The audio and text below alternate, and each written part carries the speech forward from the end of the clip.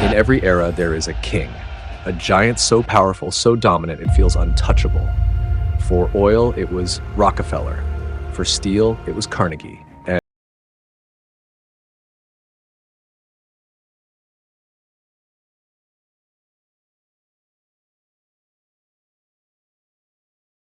Nokia.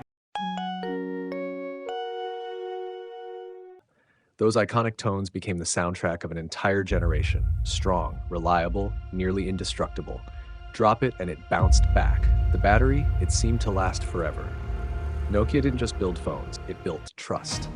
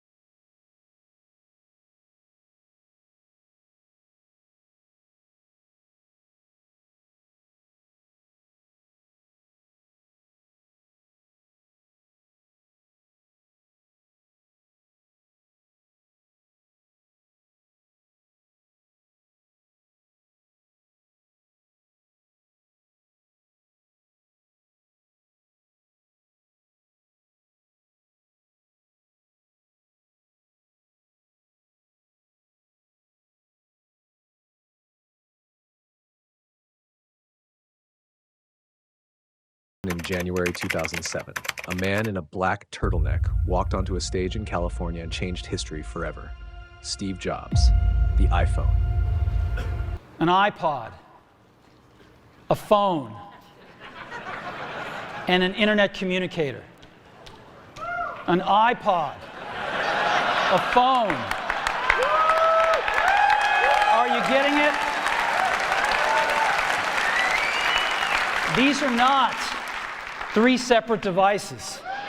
This is one device. And we are calling it iPhone. Today,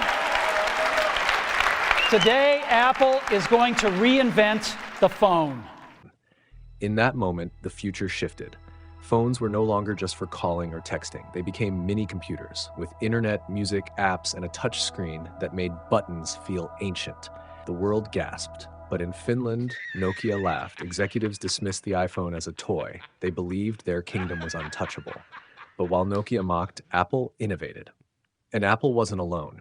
In 2008, Google launched Android. Suddenly, dozens of new players, Samsung, HTC, Huawei, entered the battlefield. Together, Apple and Android created a tidal wave, and Nokia stood still, clinging to its old operating system, Symbian.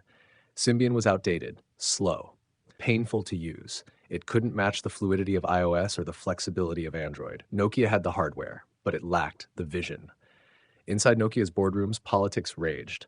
Engineers begged to modernize, but executives resisted change, afraid to gamble on something new. And as the world rushed forward, Nokia fell behind. By 2010, the cracks were impossible to ignore. Market share slipped, consumers defected. Nokia, once untouchable, was bleeding.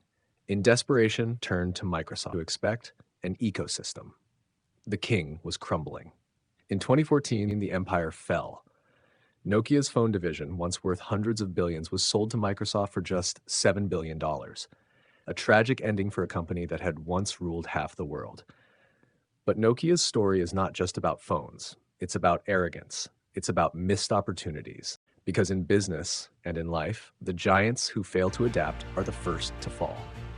Today, Nokia survives, not as a phone maker, but as a network company, building the very infrastructure that powers the internet. The brand still exists, but the crown it once wore is gone forever. The rise and fall of Nokia is a reminder that no empire, no matter how powerful, is safe. So here's the question.